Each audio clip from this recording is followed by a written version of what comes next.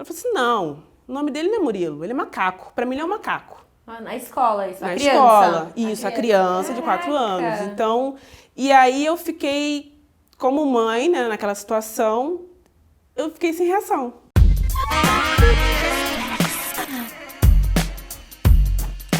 Fala galera, tudo bem? Estamos aqui de volta, como a gente falou nos vídeos anteriores. Se vocês não viram, vai lá, já aproveita e vê todos do canal, né? A gente tem bastante conteúdo legal para vocês. A gente está falando esse mês sobre questões da negritude por conta do mês da consciência negra. Então a gente está trazendo pessoas para a discussão.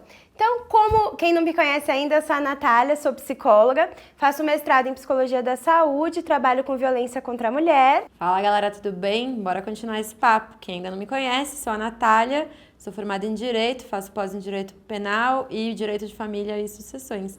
E a gente vai continuar esse papo maravilhoso com essa convidada, assim, que eu já tô...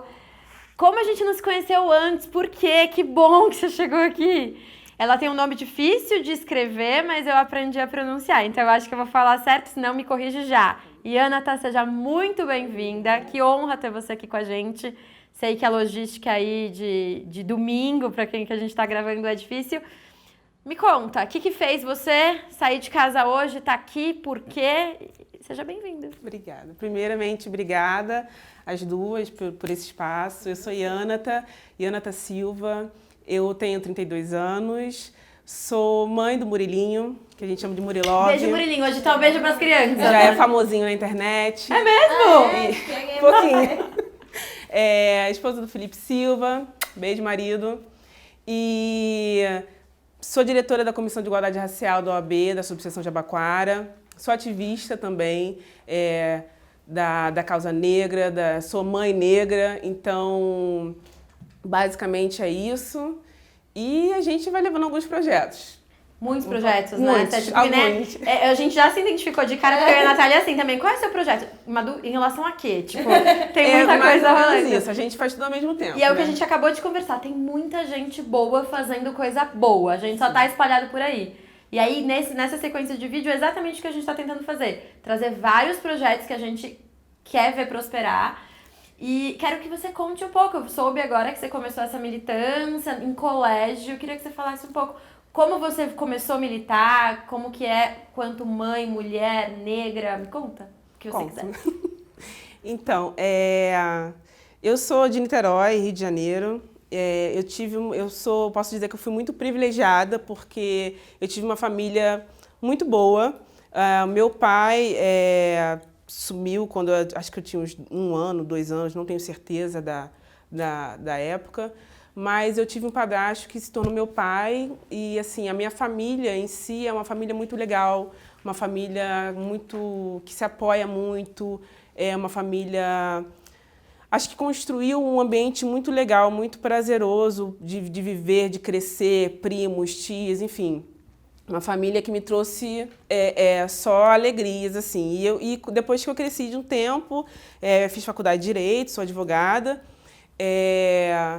eu acho que eu comecei a ter consciência de algumas questões.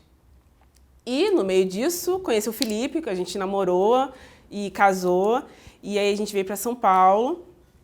E eu acho que quando a gente veio para São Paulo... Ele é carioca também. Ele é carioca também.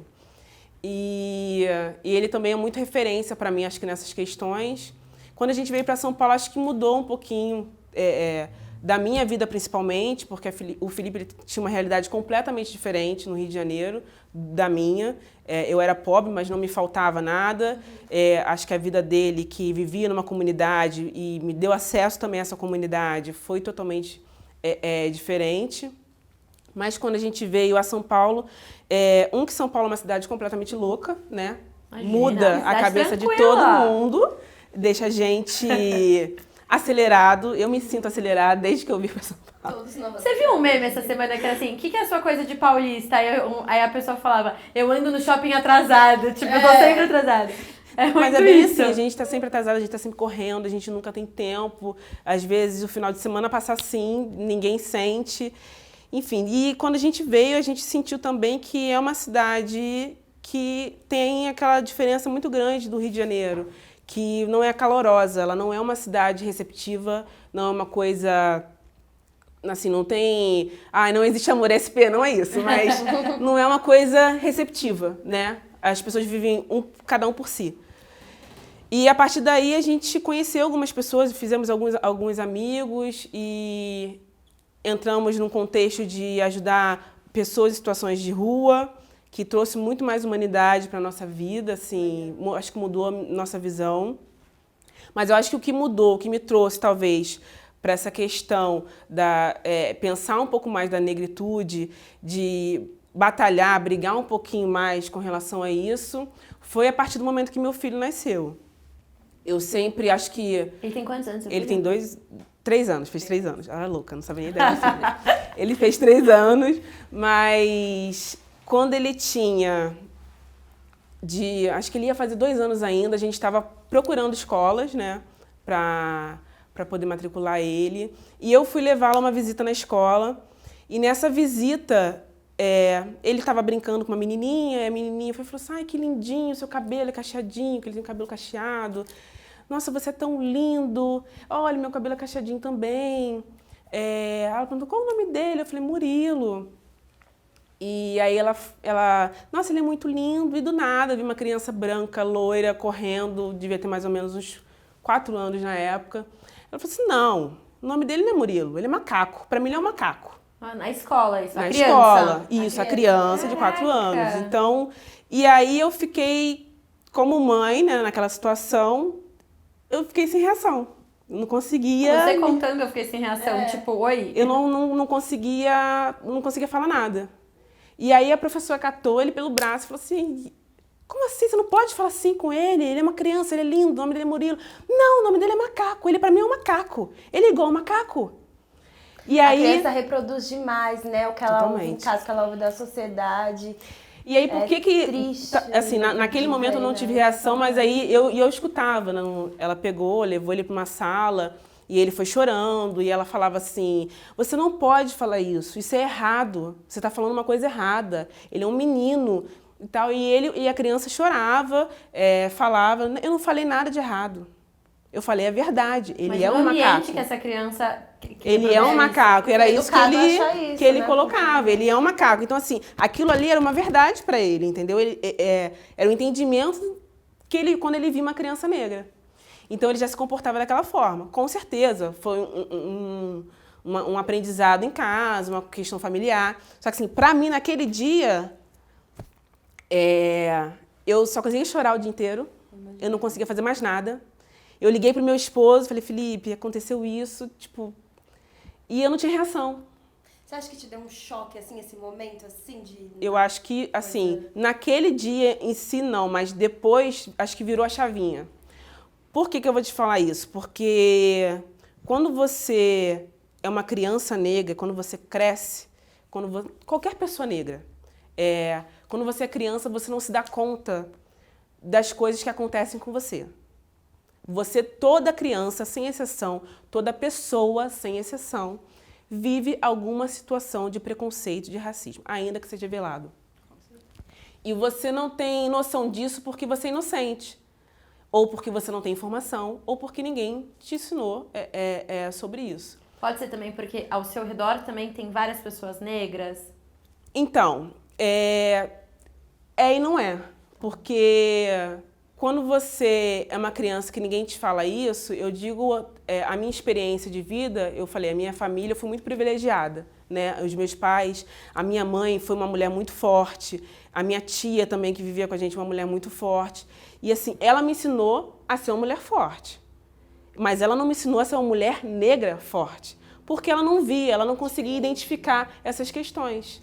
Não julgo ela por isso, que eu acho que era outra vivência, era uma outra época, outra pegada. Era o que ela podia ser naquele momento. Podia ser, e assim, e é uma questão que, quando a gente fala de negritude, quando a gente fala de racismo, de vivência de pessoa negra, são muitos assuntos relacionados, né? E essa questão de que, às vezes a mãe não fala ou não tem tempo de falar e tal, porque isso é muito presente para a mulher negra, para a mãe negra. Ela, às vezes, não tem tempo para fazer isso, porque ela tem que estar trabalhando. Acho que talvez A maior parte da população também é assim. coloca uma coisa, é uma defesa, né? Às vezes pra eu conseguir ser forte, né? Também tão Sim. forte quanto a sociedade pede, né? Que se seja. Você levanta essa questão para o seu filho? Ele é pequeno Super. ainda, mas ele já tem esse diálogo. Super. Então, a partir desse dia, é aí que eu tava colocando. Todo mundo já vivenciou isso. Você só se dá conta quando você cresce. Que aí você fala assim, putz, lembra aquele dia que uma mãe de uma amiga sua puxou o braço da sua amiga para você não brincar com ela? Ou que alguém falou, tipo, ai, você vai deixar essa macaca fazer alguma coisa? Ou então, situações que aí você já vai crescendo e vai identificando, que todo mundo viveu. Todo mundo que é negro. Que para outros, para brancos, é uma coisa mimimi, para a gente não é. Tipo, você está numa loja, o segurança fica andando atrás de você. Isso acontece com todas as pessoas negras. Você está numa loja e você ser sempre um cargo de base, né? Um emprego de base. Você não seria compradora, você seria vendedora. Entendeu? É o famoso mocinha, você pode me ajudar, né? Você tem essa peça aqui, é mais ou menos isso. Você não é... Você Ninguém não, te colocar, nunca é você advogada, né? você te não, colocar não, sempre como se não te fosse- enxergam numa posição que o branco ocupa. Tem um É vídeo, isso. desculpa, tem um vídeo, um projeto que fizeram uma vez que é muito legal, não sei se vocês já viram, é meio antigo, assim, que eles colocam as pessoas, mostram fotos de pessoas brancas e pessoas negras fazendo a mesma coisa e perguntam para as pessoas em grupos, controles, um experimento lá, o que essa pessoa tá fazendo? Tipo, a mesma coisa, Mesma e aí roupa, um tudo, é né? impactante, Mesmo né? Um fala, tá limpando a casa, o outro, não, ele tá gerenciando não sei o que, assim. Tem um que a pessoa tá correndo, aí é um branco, aí fala, acho que ele tá atrasado. Aí Não tem é o o negro e fala, ele tá segurança. fugindo. É muito Um é o segurança, o outro é o advogado. É muito forte A gente isso, tem né? muitas questões que só quem é negro sabe discutir, por isso que a gente fala muito de lugar de fala também. Pode se colocar, por que branco não pode falar sobre negro, não pode falar sobre a questão da consciência negra, da questão racial? Pode, mas como que você vai falar de determinado assunto que você só leu, que você não experimentou, que você não vivenciou? Entendeu? Então, quando eu digo assim, todo negro já vivenciou uma situação dessa, ele já vivenciou, ele pode não ter se dado conta disso. E vai E foi o que marcando, né? aconteceu Deixando comigo. marquinhas na vida. E foi o que aconteceu comigo. Eu já passei por várias situações, o meu esposo, infinitas situações, e até então eu não tinha falado assim, não, vou brigar com relação a isso, deixa ela passar.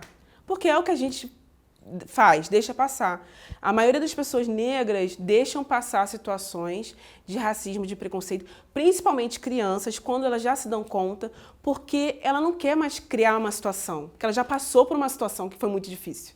Então, para que levar isso adiante, para que criar mais uma questão? Então, ela quer passar despercebida. Tipo, eu prefiro passar despercebida Sim, do que do que colocar criar mais luz mais e- uma questão em cima disso. Então, tipo, eu não quero ser o centro das atenções por isso. E aí, como eu vivi isso tudo e tal, eu falei assim, tipo, até então eu não brigava. E aí, quando aconteceu isso com meu filho, que eu falei assim, Aqui não. não, a palavra é essa, caralho, não dá mais. Não dá, eu não posso deixar passar mais. Não posso, meu filho tá aí, meu filho ele ia fazer 2 anos na época, se eu não me engano. Vai fazer 2 anos e tá acontecendo isso com ele. Se eu não brigar pelo meu filho, se eu não brigar pelo futuro do meu filho, quem é que vai começar a fazer isso? Por ele? Ninguém. Porque provavelmente aquela situação na escola morreu, não foi levada pra frente. E isso acontece Ele em estuda muitos nessa lugares. escola? Não. Impossível estudar nessa escola. Não teria nem coragem de pisar mais naquele lugar. Eu tenho, não posso dizer ódio mortal, mas assim... Aversão, assim. Total, aversão, porque para mim já indica uma situação que poderia vir a acontecer frequentemente com ele. Não só isso, eu acho que a postura daqueles profissionais naquele momento não foi suficiente para mim. Eu não tive um suporte de alguém falar assim, não, calma, vamos sentar aqui, vamos conversar. Sim. Vamos falar sobre isso, tá? A gente vai ligar agora para os pais dessa criança. Essa não é a política que a gente está seguindo e eu não quero que você saia com essa visão da escola. Não ouvi Concordo isso. plenamente. Não ouvi isso. Inclusive, em off, eu não queria saber qual é a escola. Acho que eu já tô Conta, curiosa. tá, gente? Se alguém quiser, por favor, eu passo o nome. Mas eu acho que nesse momento virou essa chavinha. Não dá mais para continuar. E o meu esposo, ele já vem nessa pegada de da questão racial, ele é do Publicitários Negros, ele faz outras atividades relacionadas a isso, já é uma pessoa muito motivada. Então, Acho vamos que querer convidar ele para vir aqui um dia. a história dele é incrível, também vocês vão amar. E eu acho que essa referência de casa, essa questão toda, a gente já tem passado isso pro Murilo, e a partir daí eu falei assim, o que eu posso fazer como pessoa? Tipo, porque a gente também se vê muito, como vou dizer a palavra? Por onde começar? Eu quero fazer alguma coisa, mas eu não sei o que fazer. Então, como que eu posso fazer isso através da minha profissão, né? E aí eu entrei, né, na Comissão de Igualdade Racial, eu sou diretora dessa Comissão de Igualdade Racial, para tentar fazer diferença para outras pessoas. O que faz nessa comissão? Essa comissão, ela instrui, ela ajuda pessoas. No caso da subseção Jabaquara, ela ajuda pessoas dessa região que tenham questões voltadas a esse assunto, de igualdade racial.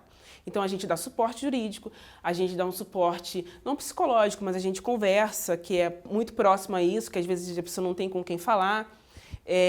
A gente indica caminhos para essas pessoas fazerem algum tipo de denúncia, apurar o que aconteceu em determinados casos.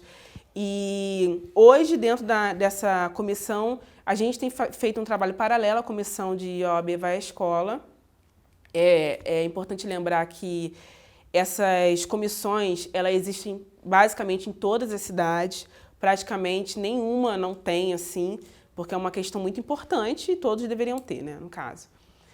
E aí a gente se uniu, a OAB Vai à Escola, e eu comecei a levar palestras para algumas crianças. Justamente para não acontecer de novo o que aconteceu com seu filho. Para não acontecer e, assim, levantar mais projetos com relação a isso. A minha ideia hoje é criar uma cartilha.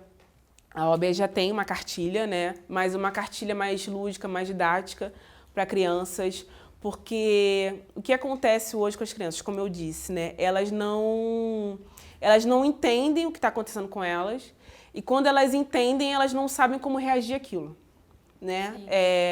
Não é uma questão para tirar a ingenuidade da criança, não é isso. É uma questão de proteção, de defesa. Então, quando eu vou numa escola... É como a questão da educação sexual, né? Todas essas questões necessárias. E uma coisa que é importante lembrar, a gente já tem uma lei, a gente já tem uma obrigatoriedade das escolas abordarem a cultura afro, levar essa história para as crianças, porque a gente só conhece a história europeia, né? A história de que os negros só foram escravos, né?